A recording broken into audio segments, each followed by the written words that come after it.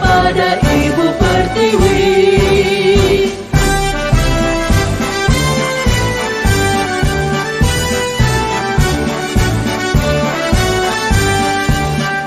Bulatkan tekad, kuatkan hati, negeri ini memanggilmu kawan.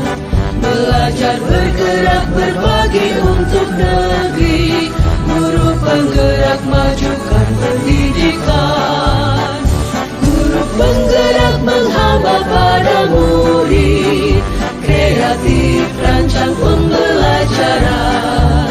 Hargai potensi, tingkatkan prestasi, lahirkan profil pelajar Pancasila. Belajar, bergerak, berbagi untuk negeri, kita menjalin kolaborasi. Belajar, bergerak, berbagi untuk negeri, demi bakti pada Ibu Pertiwi.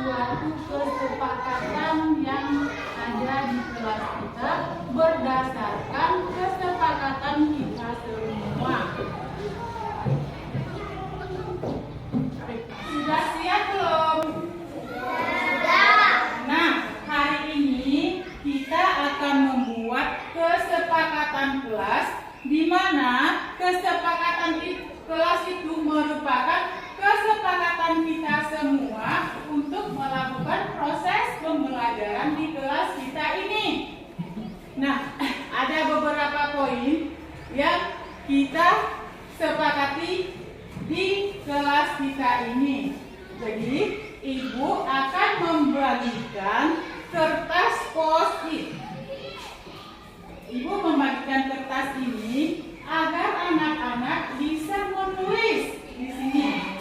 Contohnya, kesepakatan apa? Disiplin. Kita menulis disiplin. Disiplin. Saling menghormati. Kita tulis di sini apa yang kita mau. Saling menghormati. Dan berkata sopan. Kita tulis di sini. Jangan saling mengejek. Kita menulisnya di sini. Nah, sekarang Ibu bagikan ya.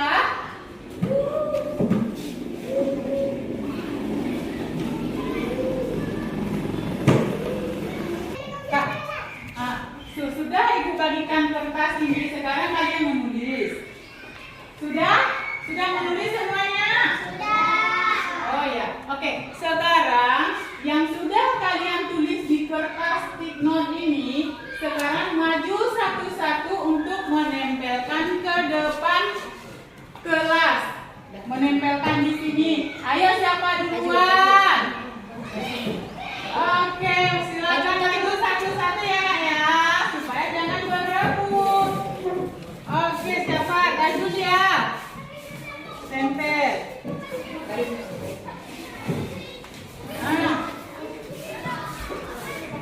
Tempel lagi ya. Oke. Lagi siapa lagi?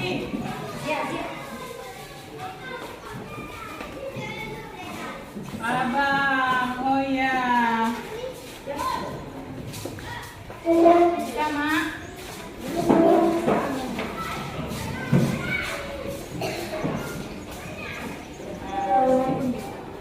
Dimana ada suka sih boleh.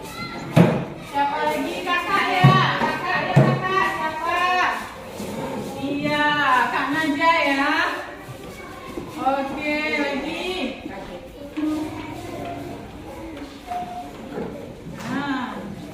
Pintar ya. Kakak ya.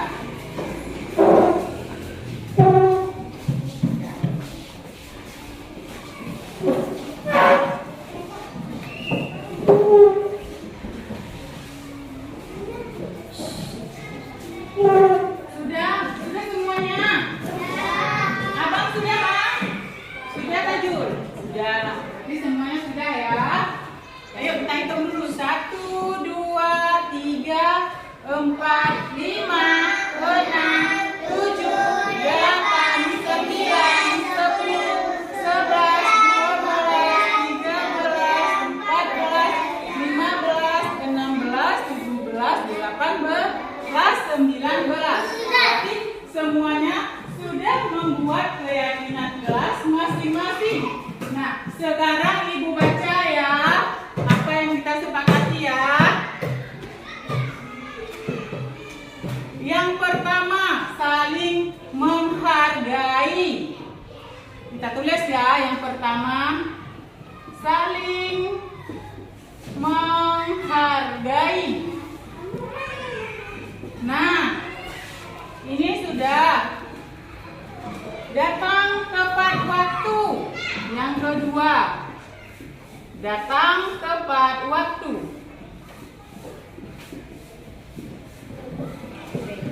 Nah, yang ketiga, saling tolong. Tolong menolong.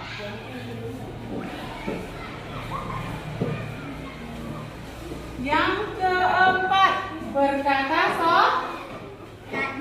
apa? Berkata berkata sopan. Berkata sopan. Yang kelima, disiplin.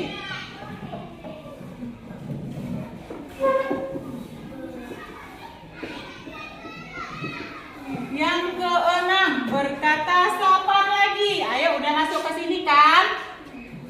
Sekarang memberi salam. Memberi salam. Nah, diam saat guru mengajar. Diam saat guru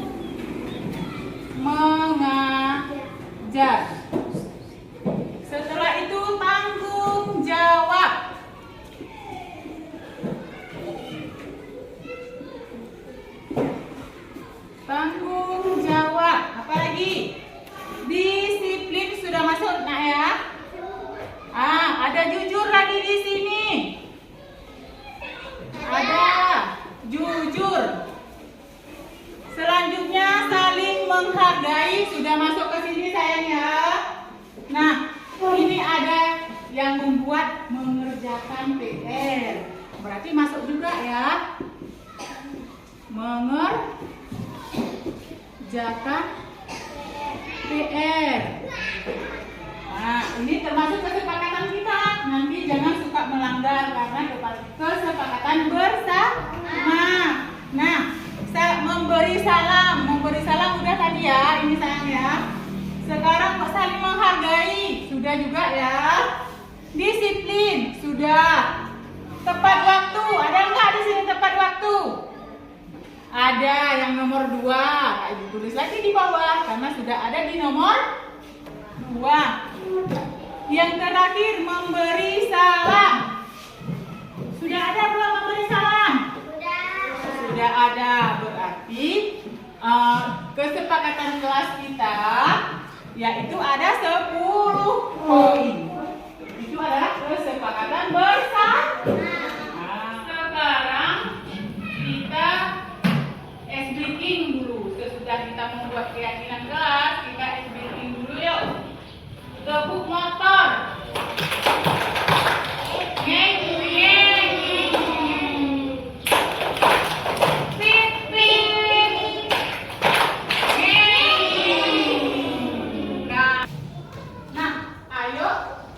Selanjutnya kita bernyanyi yuk. Profil pelajar Pancasila, beriman dan bertakwa pada Tuhan yang Esa dan berat dan mulia, berkebinekaan bahwa kotoran yang berdiri, realistis dan berjalan. Ayo bersama.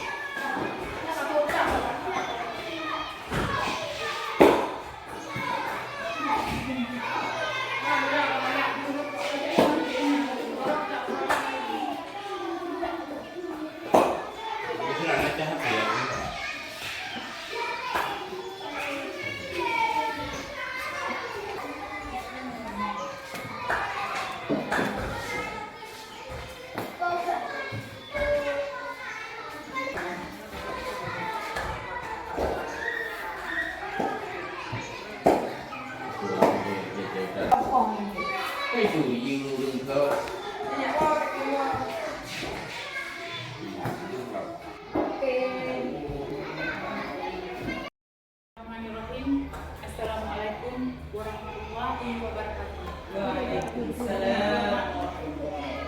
Yang puji dan syukur sama-sama kita panjatkan kepada Allah Subhanahu wa Ta'ala yang telah membawa kita dan telah memberikan kita sehat badan, sehat pikiran, sehingga kita dapat berkumpul di tempat yang sangat-sangat sederhana ini. Selawat dan salam sama-sama kita sanjung sajikan ke penghulu alam, yaitu baginda Rasulullah Sallallahu Alaihi Wasallam. Yang saya hormati Ibu Kepala Sekolah SD Negeri 10 Santari Rabayu, yang saya cintai, rekan-rekan guru yang telah berhadir pada kesempatan hari ini. Izinkan saya memaparkan sedikit daripada tugas yang sedang kami laksanakan mengikuti pendidikan guru penggerak angkatan 11. Nah, pada hari ini saya ingin mempresentasikan budaya sekolah. Budaya sekolah adalah kumpulan nilai, norma, kebiasaan, tradisi, dan praktik yang berkembang di dalam lingkungan sekolah dan mempengaruhi seluruh aspek kehidupan sekolah tersebut. Next. Nah, konsep inti budaya positif ada 7 poin. Yang pertama yaitu perubahan paradigma. Yang kedua ada disiplin positif. Terus yang ketiga ada kebutuhan dasar manusia, motivasi perilaku manusia. Yang kelima ada posisi kontrol restitusi. Yang keenam ada keyakinan kelas. Selanjutnya yang terakhir yaitu segitiga restitusi. Next. Nah, poin yang pertama yaitu perubahan paradigma belajar. Ada 2 poin. Pendidikan zaman kolonial Belanda.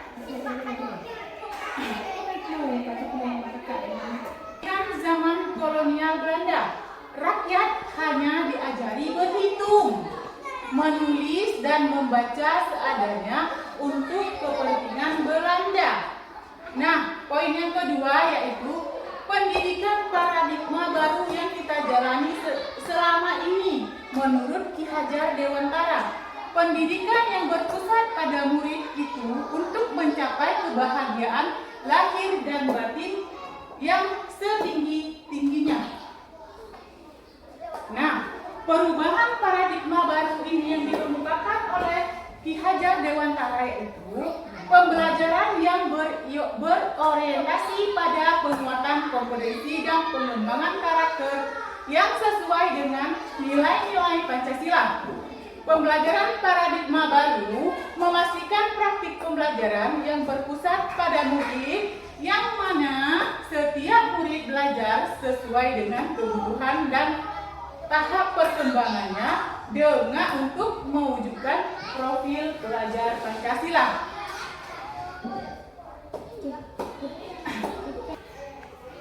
Ini ada gambaran yang mungkin sudah pernah kita lihat bersama. Ada pelajar Pancasila. Di sini ada beberapa item belajar Pancasila. Nah, kita harus inilah pendidikan paradigma baru yang diajarkan oleh Ki Hajar Dewantara yang kami temukan di dalam pendidikan guru penggerak angkatan 11 ini. Next.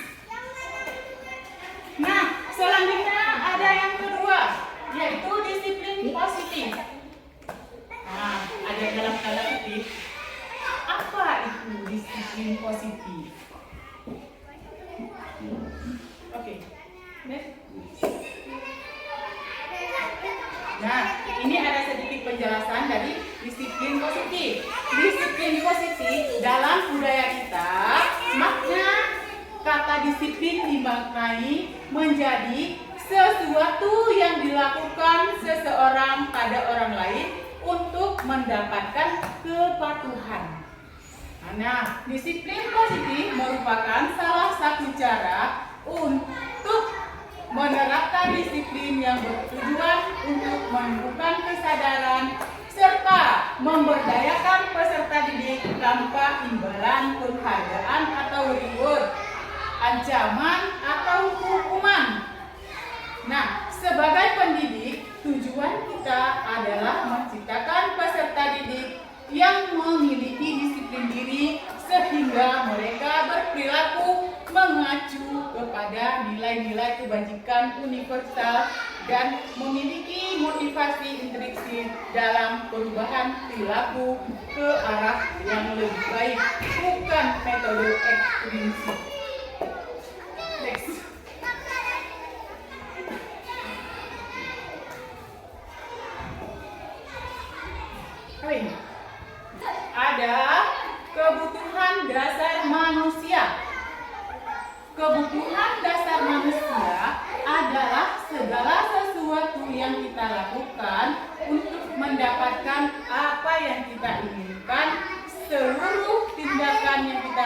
diharapkan memiliki tujuan tertentu, dan semua usaha terbaik yang kita lakukan adalah dalam rangka agar tujuan dasar kita terpenuhi dengan baik.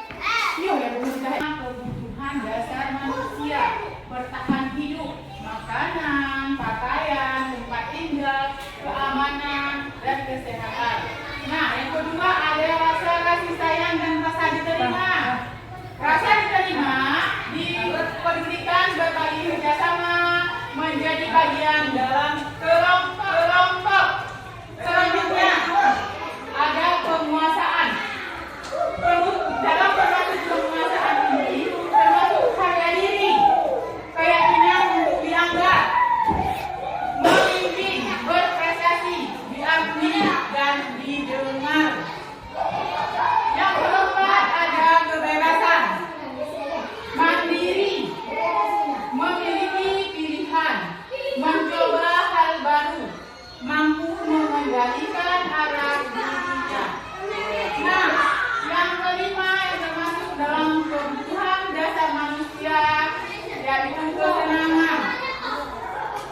Nah, yang termasuk ke dalam kesenangan ini, yang pertama bermain, humor, antusias, dan tertawa. Selanjutnya ada motivasi perilaku manusia. Motivasi merupakan dorongan yang timbul pada diri sendiri secara sadar untuk melakukan suatu tindakan dengan tujuan tertentu. Ada dua jenis motivasi perilaku manusia.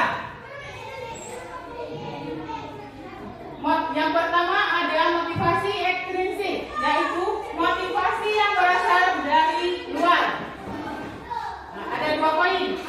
Murid melakukan disiplin karena dikarenakan takut dihukum atau menghindari hukuman. Nah, motivasi ini berasal dari orang lain karena merasa dirinya takut dengan hukuman, maka murid tersebut harus berbuat. Yang kedua yaitu murid melakukan disiplin karena ingin mendapatkan imbalan berupa hadiah atau pujian dari orang lain. Itu termasuk ekstrinsik. Nah, sekarang yang kedua yaitu motivasi intrinsik, yaitu motivasi yang berasal dari dalam dirinya sendiri. Yang pertama, menghargai nilai-nilai kebajikan diri sendiri. Murid melakukan disiplin diri karena sadar akan nilai-nilai kebajikan pada dirinya.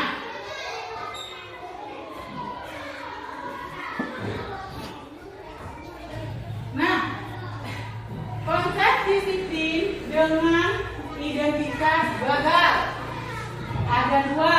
Yang pertama hukuman, yang kedua penghargaan.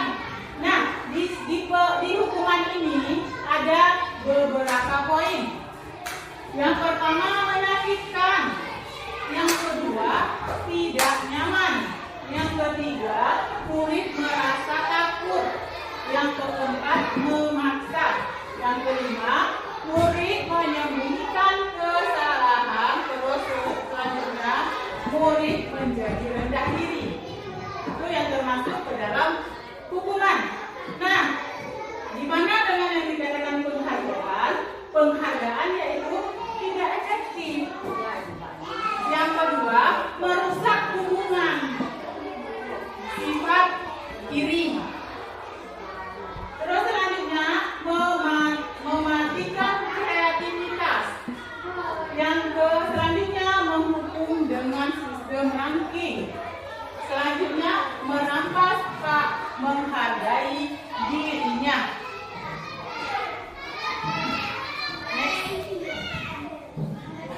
Nah, konsep disiplin dengan identitas sukses tadi sudah kita bahas dengan identitas gagal. Nah, sekarang kita cermati dengan identitas sukses. Ada dua konsep disiplin dengan identitas sukses. Yang pertama yaitu konsekuensi. Ada penguatan jangka panjang.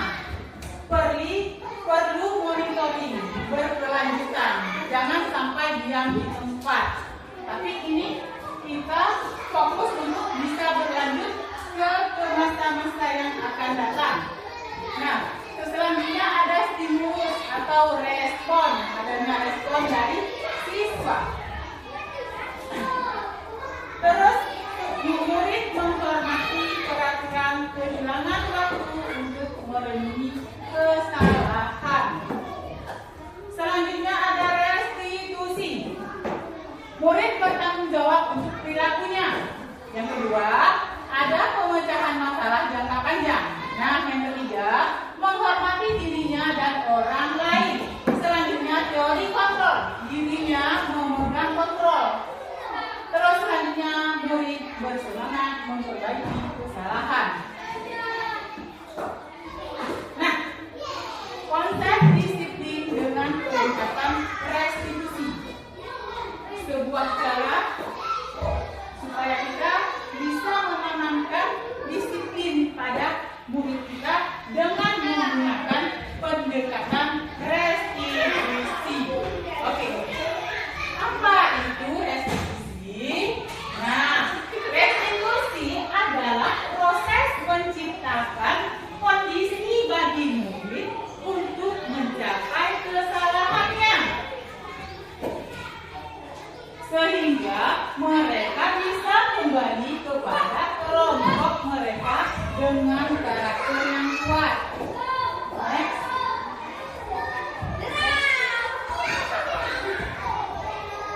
Nah, ciri-ciri restitusi. Yang pertama, menguatkan dan fokus pada solusi, bukan menghukum. Kita mencari solusi. Yang kedua, fokus pada karakter, bukan tindakan. Selanjutnya, bukan menebus kesalahan, namun belajar dari kesalahan. Selanjutnya, mencari kebutuhan dasar yang mendasari tindakan. Selanjutnya, tawaran, bukan paksaan. Menguatkan dan fokus pada solusi, bukan menghukum. Kita mencari solusi. Yang kedua, fokus pada karakter, bukan tindakan. Selanjutnya, bukan menebus kesalahan, namun belajar dari kesalahan. Selanjutnya, mencari kebutuhan dasar yang mendasari tindakan. Selanjutnya, tawaran, bukan paksaan. Selanjutnya, memperbaiki hubungan. Nah, yang terakhir yaitu menuntut untuk melihat ke dalam dirinya sendiri. Nah, ada perbedaan. Nah, contoh kasus, siswa sering tidak mengerjakan PR di sini ya. Nah, hukuman. Guru menghukum siswa tersebut hormat bendera selama 10 menit. Guru marah dan murid takut. Ini contoh kasus yang berupa hukuman. Nah, kita lihat sekarang contoh yang berupa konsekuensi. Nah, yang berupa konsekuensi, guru memberikan konsekuensi untuk mengerjakan PR-nya saat istirahat atau dikerjakan sebanyak 3 kali lipat. Guru tegas dan siswa menghormati peraturan. Itu termasuk ke dalam kriteria konsekuensi. Nah, selanjutnya yaitu restitusi yang ingin kita bahas ke depan. Yang pertama, guru menanyakan keyakinan kelas dirinya dan membantu siswa menyelesaikan masalahnya. Yang kedua, guru dan siswa menghormati dirinya dan orang lain. Next. Nah, di sini ada 5 posisi kontrol guru. Yang pertama, menghukum. Nah, ini ada contoh kasus menghukum. Yang kedua, ada pembuat rasa bersalah. Nah,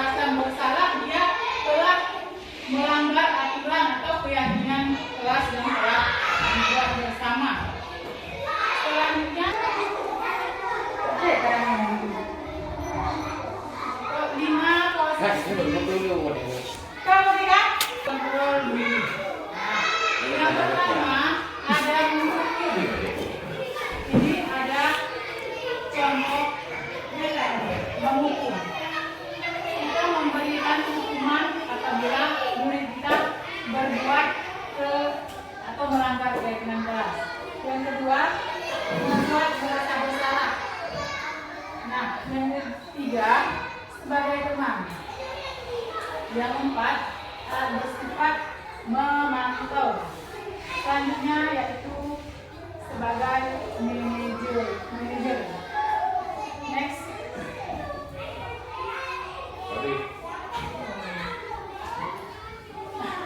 Contoh penerapan 5 posisi kontrol.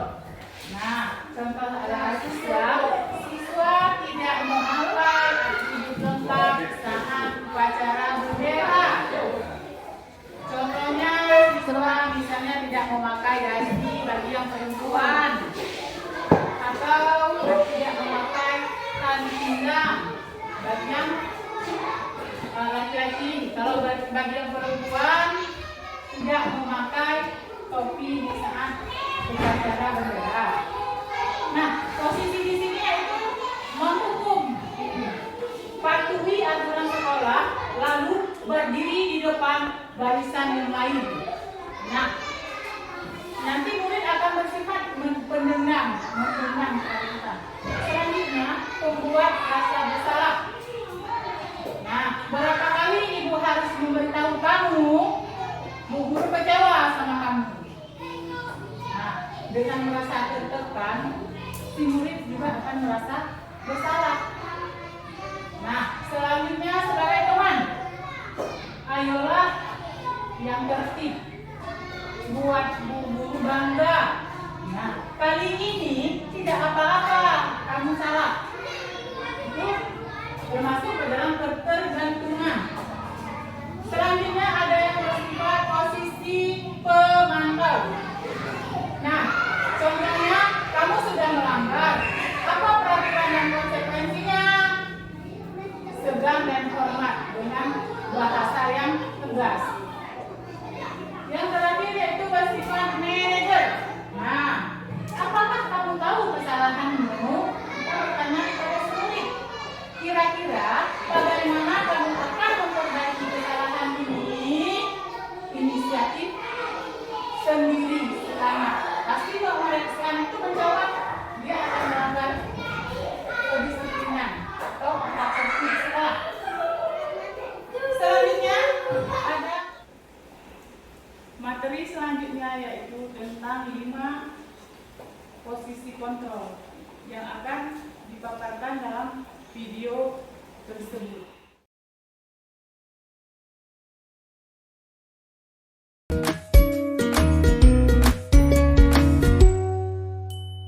Salam bahagia Ibu dan Bapak guru hebat. Dalam penerapan disiplin positif restitusi, salah satu program yang dikembangkan adalah 5 posisi kontrol. 5 posisi kontrol dalam restitusi adalah proses perjalanan seorang pendidik agar dapat mengenali dirinya. Pada video kali ini, kita akan membahas tentang 5 posisi kontrol yang dikembangkan oleh Diane Goossen dan contoh penerapannya.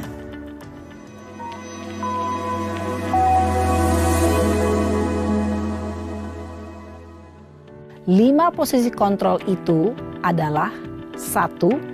Posisi penghukum. 2. Posisi pembuat merasa bersalah.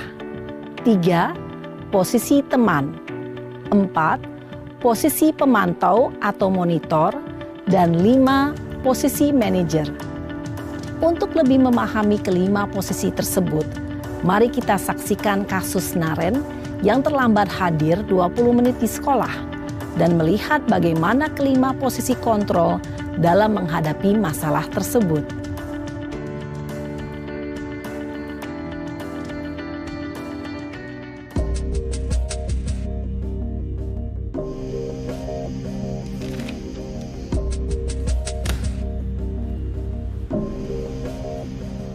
Naren! Sini kamu! Selamat pagi, Bu. Selalu terlambat. Kamu deh, pasti terlambat. Maaf, Bu. Saya... Apa? Apa coba? Alasan kamu apa lagi? Kapan sih kamu tidak terlambat? Malas sekali ya kamu jadi anak. Saya... Dasar pemalas. Gak kapok-kapok sih kamu.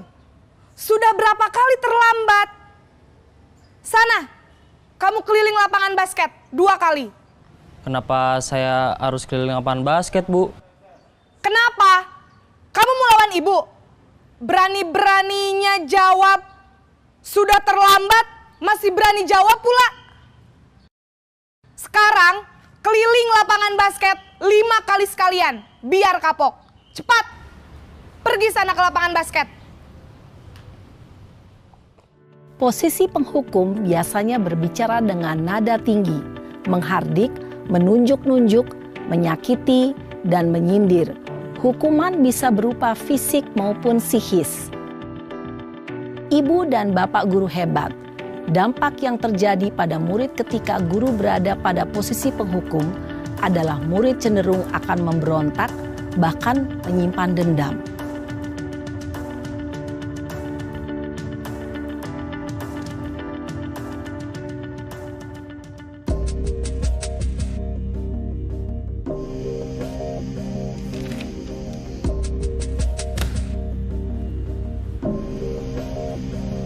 Naren!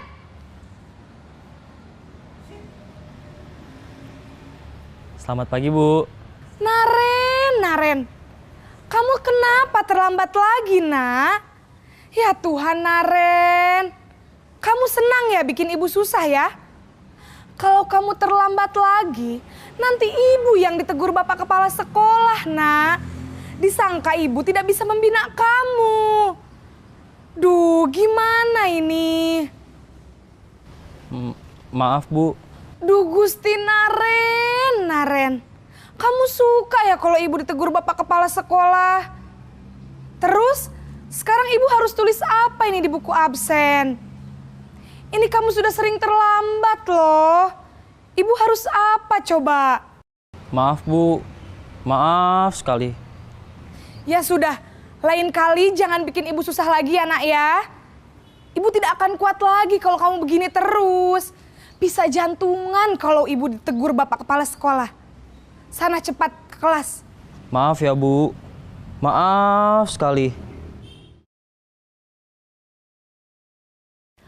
Posisi pembuat rasa bersalah berbicara dengan nada tenang, cenderung lembut. Namun kata-kata yang diutarakan membuat murid merasa menjadi orang yang gagal. Memandang buruk dirinya sendiri, merasa tidak berharga, dan tidak sanggup membahagiakan orang lain. Ketika guru mengambil posisi pembuat rasa bersalah, murid akan menganggap dirinya yang bersalah dan ia akan menyimpan emosi negatif tersebut di dalam dirinya.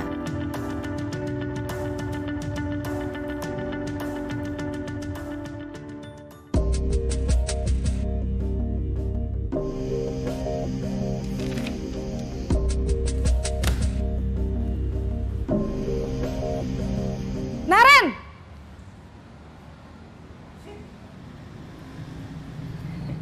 Selamat pagi, Bu. Wah, sudah jam berapa ini, nak? Terlambat lagi ya, sayang? Iya, Bu. Habis ibu saya lupa bangunkan saya, Bu. Kamu malah menyalahkan ibu kamu. Kamu bukannya anak yang larinya paling kenceng. Kok terlambat sih?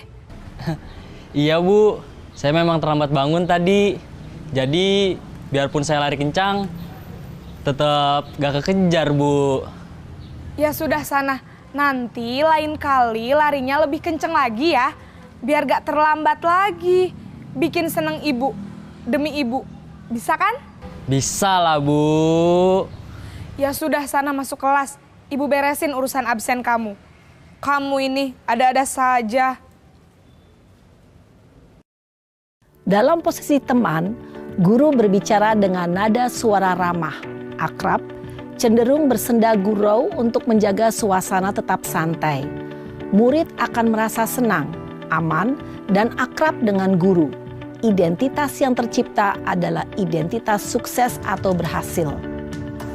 Namun, perlu diingat, karena ini masih dorongan eksternal, maka ada faktor ketergantungan dari murid kepada orang tertentu. Di sini, guru absennya, sehingga di lain waktu, murid bisa berperilaku baik, namun hanya kepada orang-orang tertentu saja.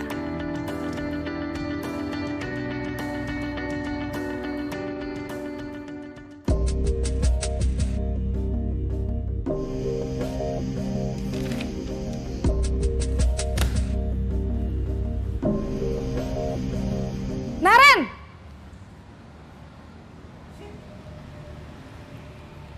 Selamat pagi, Bu. Naren, apa peraturan sekolah kita tentang jam berapa kita harus masuk sekolah, nak? Kita harus di sekolah jam 7, Bu. Iya, betul. Sekarang sudah jam 7.20. Naren sudah tahu konsekuensinya jika terlambat hadir. Paham, Bu.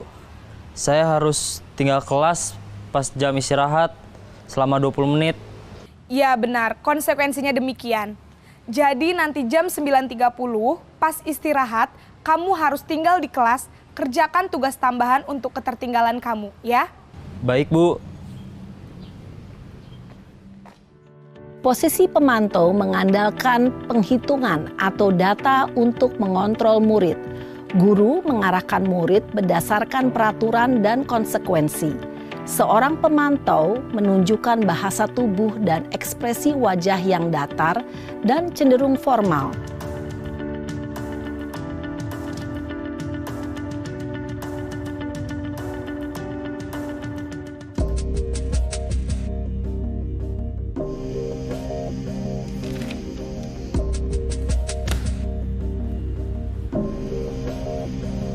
Naren!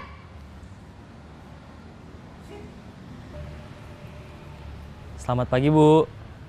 Selamat pagi, Naren. Maaf, Bu. Saya terlambat. Iya, sekolah masuknya jam 7, sekarang sudah jam 7.20. Jadi sekarang bagaimana ini, Naren? Maaf, Bu. Saya lupa setel alarm saya semalam. Baiklah, menurut kamu, keyakinan sekolah yang mana yang perlu kamu tingkatkan? Menghargai diri sendiri dan orang lain mungkin ya, Bu. Setuju. Jadi, apakah Naren meyakini prinsip saling menghormati tersebut? Iya, Bu. Saya meyakininya. Apakah Naren bersedia memperbaiki masalah keterlambatan ini? Bersedia, Bu. Bagaimana kamu akan perbaiki masalah keterlambatan ini? Saya akan coba untuk tidak lupa menyetel alarm saya, Bu. Baik, kalau Naren lupa menyetel alarm di rumah, ada orang yang kira-kira bisa bantu mengingatkan tidak? Ada, Bu. Kakak saya, Kak Ema. Ada lagi selain Kak Ema? Selain Kak Ema, ada ibu saya. Baik, jadi yang mengingatkan Naren adalah Kak Ema dan ibu kamu ya? Kira-kira akan mulai setel alarm kapan nih, Naren? Setelah pulang sekolah, akan segera saya lakukan. Baik, jadi Naren akan setel alarm untuk bangun besok pagi dan akan diingatkan oleh kakak dan ibunda Naren ya. Ada lagi yang mungkin perlu dilakukan, Naren? Agar tidak terlambat bangun lagi. Tidak ada, Bu. Baik, Naren. Terima kasih untuk kerjasama kamu. Sekarang kamu perlu kembali ke kelas untuk belajar. Baik, Bu. Terima kasih. Posisi manajer adalah posisi kontrol yang disarankan untuk membimbing murid memiliki sikap disiplin yang positif, yaitu murid yang mandiri, bertanggung jawab, dan dapat memecahkan masalah. Tujuan dari posisi ini adalah agar murid dapat berefleksi atas tindakannya. Guru akan dengan tulus memberikan pertanyaan-pertanyaan bermakna, sehingga membuat murid dapat belajar dari kesalahannya dan mencari sebuah solusi untuk menyelesaikannya. Ibu dan Bapak guru hebat, setelah mengamati adegan kelima posisi kontrol tadi, kira-kira posisi mana yang paling ideal? Posisi mana yang dapat menunjang motivasi intrinsik murid? Ya, tentu posisi manajer. Posisi ini memang posisi ideal yang ingin dituju setiap pendidik. Pada posisi inilah, guru dapat menerapkan disiplin positif yang berpihak pada murid, yang memerdekakan murid. Perjalanan seorang pendidik tentunya tidak mudah untuk sampai pada posisi seorang manajer. Namun, tujuan kita pasti, yaitu menciptakan murid-murid yang mandiri, merdeka, dan bertanggung jawab. Semoga penggambaran 5 posisi kontrol yang telah diperlihatkan ini dapat menjadi ajang refleksi bagi kita semua, agar dapat terus mengasah dan menerapkan disiplin positif yang memerdekakan murid. Mari terus berlatih dan bersemangat. Selamat menerapkan. Salam dan bahagia, Ibu dan Bapak Guru hebat.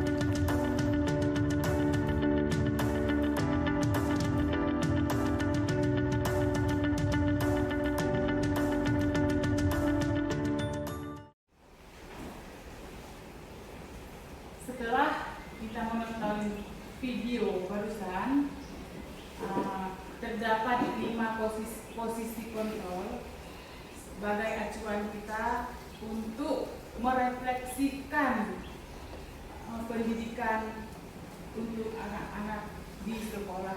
Selanjutnya ada keyakinan kelas. Nah, mengapa keyakinan kelas? Mengapa tidak peraturan kelas saja kita buat? Nah, mengapa kita memilih peraturan tentang penggunaan helm pada saat mengendarai kendaraan roda 2 atau motor? Mengapa kita memilih peraturan tentang penggunaan masker dan mencuci tangan setiap saat? Kegiatan membuat keyakinan kelas, guru bersama siswa membuat keyakinan kelas atau kesepakatan kelas biar anak-anak murid kita merasa nyaman saat proses belajar mengajar di kelas. Nah, berdiskusi tentang peraturan. Yang kedua, merumuskan tentang peraturan kelas. Selanjutnya, menyusun peraturan menjadi keyakinan dan menempel keyakinan di kelas. Nah, ini contoh keyakinan kelas yang sudah kami sepakati di dalam kelas. Di dalam kelas 4 ya. Yang pertama, menghormati guru, saling sayang, jaga kebersihan, fokus belajar, tetap semangat. Oke. Next. Bagaimana pembentukan keyakinan kelas? Lebih abstrak dari peraturan. Nah, sedikit saja agar mudah diingat, tidak perlu bertele-tele bahasanya. Nah, berupa pernyataan universal sesuai dengan kondisi kelas agar mudah diterapkan. Nah, dibuat dalam bentuk positif. Selanjutnya, semua warga kelas dilibatkan pada saat pembuatan keyakinan kelas. Next. Nah, di sini ada segitiga restitusi. Langkah-langkah segitiga restitusi. Yang pertama, menstabilkan identitas. Setiap orang pasti melakukan kesalahan. Yang kedua, validasi tindakan yang salah. Kamu tentu punya alasan mengapa melakukan itu. Selanjutnya, menanyakan keyakinan kelas. Kamu ingin menjadi orang seperti apa? Nah, kamu ingat keyakinan kelas kita, keyakinan kelas mana yang kamu lakukan? Oke, next. Nah, selanjutnya ada kasus 1. Ini contoh kasus yang sudah saya laksanakan. Laude makan di kelas pada saat jam pelajaran. Nah, Laude ini merupakan anak kelas 4. Ketika jam pelajaran, Laude makan di kelas.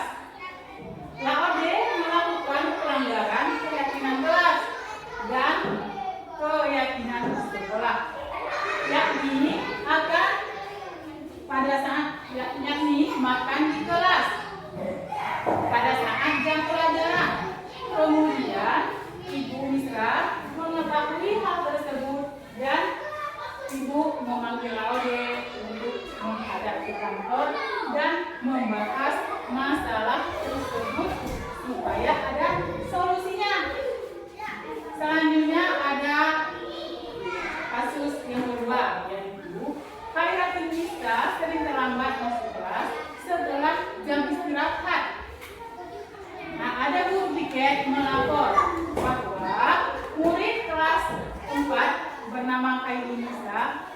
sering terlambat masuk kelas setelah jam pelajaran. Setelah menerima laporan dari guru tersebut, kemudian saya memanggil Khairatulnisa untuk menghadap ke kantor dan membahas untuk mencari solusi supaya besok-besoknya dan ke depan seterusnya Khairatulnisa ini tidak terlambat masuk kelas pada saat jam setelah istirahat. Nah, itulah apabila ada kawan yang mau bertanya, dipersilakan, sangat-sangat boleh. Kak, Bu Misra, seperti saya mau bertanya, apakah selama ini Bu Misra telah melaksanakan segitiga restitusi itu? oke. Terima kasih Bu Syarwania sangat berpartisipasi dalam kegiatan ini. Nah, sekarang saya akan mencoba menjawab pertanyaan dari Bu Syarwani. Nah, selama ini setelah saya mempelajari modul 1.4 di pendidikan guru penggerak, saya bertahu. Nah, semenjak itu saya mencoba melakukan langkah restitusi seperti ada kasus 1, ada kasus 2. Tapi sebelum saya masuk ke dalam pendidikan guru penggerak ini, saya belum pernah melakukan segitiga restitusi dan saya pun tidak tahu apa itu segitiga restitusi dan malah saya belum pernah mendengar. Ya, nah, selama saya mempelajari segitiga restitusi, disitulah muncul ide-ide baru supaya kita jangan selalu menghukum anak-anak apabila anak-anak tersebut membuat kesalahan atau melanggar keyakinan kelas. Gimana Bu Syarwani? Bisa diterima, terima kasih Bu Misra. Presentasi saya hari ini dan terima kasih buat kawan-kawan semuanya yang sudah berpartisipasi dalam acara ini. Saya akhiri, wabillahi taufiq wal hidayah. Assalamualaikum warahmatullahi wabarakatuh. Kepada Sekolah Teknologi Kepolisian Talida Bayu mengucapkan terima kasih kepada Ibu Misra yang telah memaparkan cara restribusi kontrol dalam menangani warga sekolah.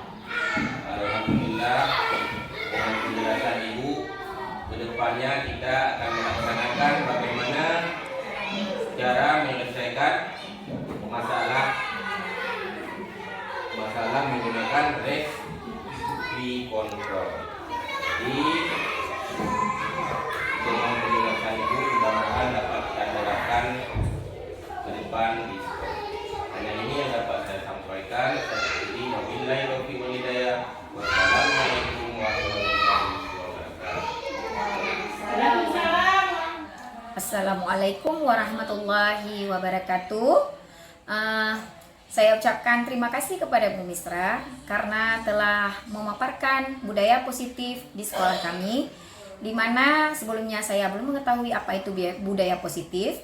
Hari ini alhamdulillah saya sudah mengerti apa itu budaya positif.